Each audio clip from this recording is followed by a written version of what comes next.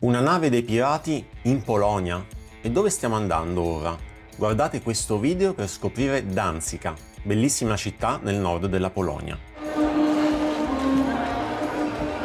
Danzica, Danzig in tedesco ma Gdansk in polacco, è una città portuale sul Mar Baltico, con una storia antica e affascinante. Fondata oltre 1000 anni fa, fu un importante centro commerciale medievale, parte della Lega Anseatica. Nel XIV secolo passò sotto il dominio dell'ordine teutonico e successivamente entrò nel Regno di Polonia. Nel XVIII secolo Danzica fu annessa alla Prussia e poi all'impero tedesco. Dopo la Prima Guerra Mondiale divenne una città libera sotto la Società delle Nazioni. Tuttavia, nel 1939, proprio qui ebbe inizio la Seconda Guerra Mondiale con l'invasione tedesca della Polonia. Infatti, ecco qui Westerplatte, dove si tenne la prima battaglia della Seconda Guerra Mondiale tra Germania e Polonia il 1 settembre del 1939. Guardate che bello il Mar Baltico, che bei colori! Oggi Danzica è una città vivace, sesta per dimensioni in Polonia, nota per la sua splendida architettura gotica e una tradizione marittima ricca di storia. Testimonianza della storia marittima di Danzica, consigliamo di visitare la nave museo, una vera nave a vapore del 1949, alimentata a carbone e unica nel suo genere ancora esistente al mondo. Fa certamente la sua figura vedendola ormeggiata da fuori, e pagando il biglietto possiamo vedere all'interno alcune delle sue parti, come gli altoforni dove era bruciato il carbone e la sala macchine.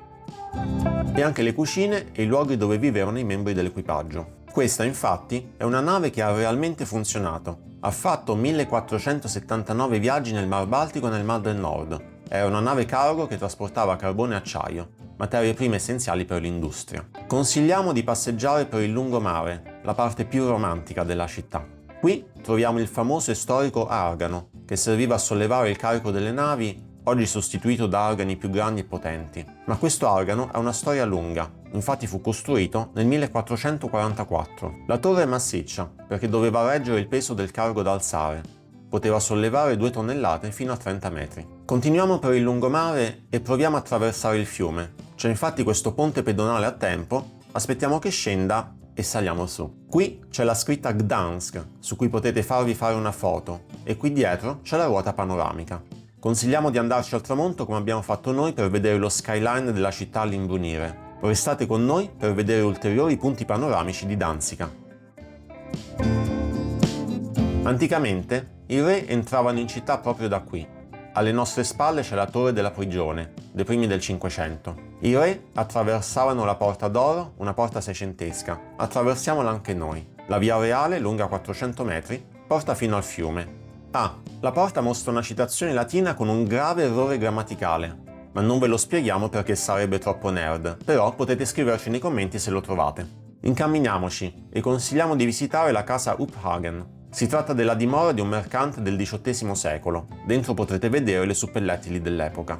Più avanti, vedete quella guglia alta ben 83 metri? Si tratta del municipio. Entriamo dentro questo edificio gotico. All'interno c'è un museo, visitiamolo insieme. Qui, tra le splendide sale interne, si ripercorre la storia di Danzica, città membra della Lega Anseatica. Sapete cos'era? Una sorta di confederazione di diverse città, dall'Olanda fino al Mar Baltico, in pratica un'unione doganale. Questa parte del museo invece mostra la vita quotidiana della città libera di Danzica, dopo la Prima Guerra Mondiale. Saliamo ora sulla torre, una salita faticosa ma consigliata. Da qui infatti potrete vedere il panorama della città sui 4 lati. Qui possiamo vedere la Porta d'Oro e da questa si snoda la Via Reale. E qui vicino ecco le guglie della Basilica di Santa Maria, che vedremo tra poco. Quindi restate con noi e scendiamo.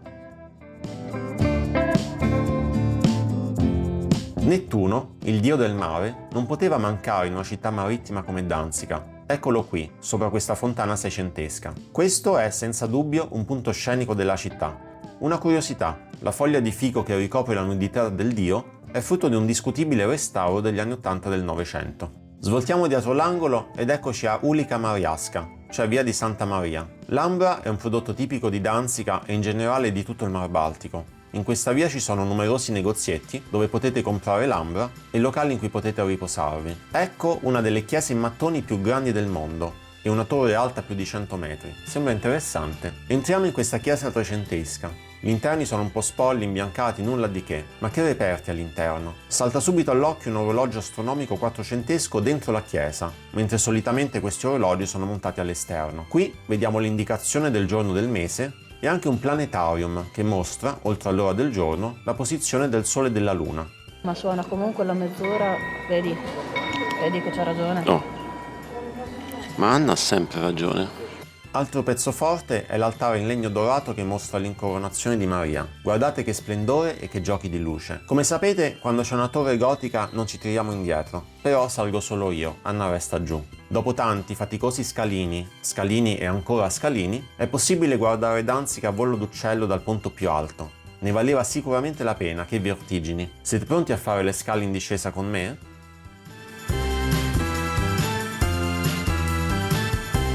Unica chiesa barocca in città, proprio dietro la grande basilica di Santa Maria, avremmo voluto visitare la cappella reale, ma pare che sia aperta solo per le celebrazioni, l'abbiamo quindi vista da fuori. Appena più lontano, a circa 300 metri, è possibile visitare la chiesa medievale di Santa Brigida e il suggestivo moderno altare d'Ambra, che è ancora un work in progress. Le foto non rendono l'idea dello splendore, e guardate cosa o chi c'è qui.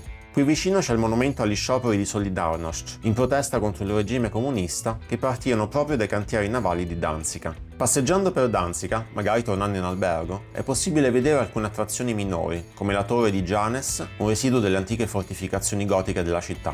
Passiamo anche vicino al mercato, edificio di fine 800, tuttora vivace e usato, ma interessante vederlo solo da fuori, a meno che non dobbiate fare la spesa. Se vi affascina l'ambra, questo materiale magnetico e misterioso nato dalla resina fossilizzata di milioni di anni fa, potete visitare il Museo dell'Ambra. Se visiterete Danzica, consigliamo di evitare pizze e spaghetti, per assaggiare invece la cucina polacca, che ha un ottimo rapporto qualità-prezzo. Noi siamo stati 2 sere di seguito al Pira Bar, dove abbiamo mangiato dei piatti tipici polacchi, ma anche fusion, con un po' di curry, il tutto annaffiato con birra abbondante, analcolica per me e alcolica per Anna. I prezzi sono molto buoni e qui vi mostriamo uno scontrino. 108 zloty sono 25 euro, non male per una cena per 2 con piatto principale e birra. Se siete in macchina e fa bel tempo, consigliamo di fare un giro alla città marittima di Gdynia. Città recente, fondata nel 1925, è possibile vedere il mare, annusare la brezza marina e guardare le navi. Può essere interessante per passare un'ora in relax. Ma se siete in macchina, ad appena una sessantina di chilometri, un'ora di strada, c'è il castello medievale di Malbork, il più grande del mondo in mattoni. Consigliamo assolutamente di visitarlo. Qui vi diamo un assaggio, ma iscrivetevi e seguiteci. Prima o poi pubblicheremo anche un video dedicato a questo castello. A presto! Allora, siamo appena saliti sulla ruota panoramica di Gdansk, Danzica in Polonia. Questa sei tu che fai una foto. Lo smetti? No? Non mi filmare! Non ti sto filmando. No!